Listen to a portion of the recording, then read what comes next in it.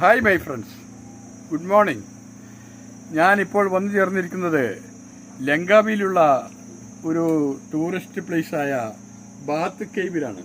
ഇത് നമുക്ക് കാണാം, ഈ കണ്ടൽക്കാടുകളുടെ നടുവിലൂടെ ലേക്കാണല്ലോ. ആ ലേക്കിൽ കൂടെ ബോട്ടിൽ യാത്ര ചെയ്തതിന് ശേഷം ഇവിടെ വന്ന് ഈ ജെട്ടിയിൽ ഇറങ്ങി, ഈ ജെട്ടിയിൽ ഇറങ്ങിയിട്ട് നമ്മൾ ഈ കേവിനകത്തേക്ക് പ്രവേശിക്കുകയാണ്. തീർച്ചയായിട്ടും ഇതിനകത്ത് സ്വാഭാവികമായിട്ടും വെളിച്ചമുണ്ടാവില്ല. ടോർച്ചിൻ്റെ സഹായത്തോടു കൂടി ആണ് ഞങ്ങൾ ഇങ്ങോട്ട് ഇറങ്ങുന്നതും.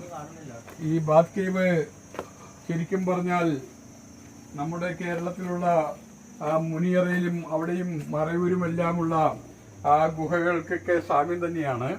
ഇത് ഇവിടെ കുറച്ചും കൂടി ഭംഗിയായിട്ട് ഇതിനെ ക്രമീകരിച്ചിട്ടുണ്ട്. ഇതിനകത്ത് വവ്വാലുകൾ തൂങ്ങിക്കിടക്കുന്നത് നമുക്ക് കാണാം. ബാത്ത് കേവ് നമുക്ക് വളരെ ഭീതി ജനിപ്പിക്കുന്ന ഒരു സ്ഥലം തന്നെയാണ്.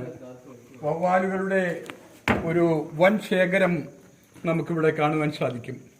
ഞങ്ങൾ ടോർച്ചിന്റെ വെളിച്ചത്തിലാണ് ഈ വവ്വാലുകളെയെല്ലാം ഇപ്പോൾ വീക്ഷിച്ചുകൊണ്ടേയിരിക്കുന്നത്.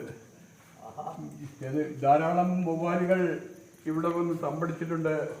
ഒരുപക്ഷെ അവരുടെ ഒരു അഭയസ്ഥാനമായിരിക്കാം ഇത്.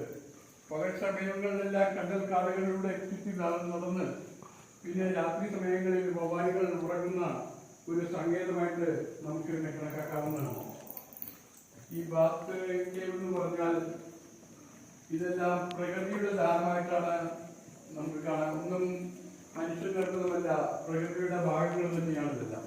ഇതിനെ ഈ മലേഷ്യൻ സർക്കാർ വളരെ വിദഗ്ധമായിട്ടും വൃത്തിയായിട്ടും പരിപാലിക്കുന്നു.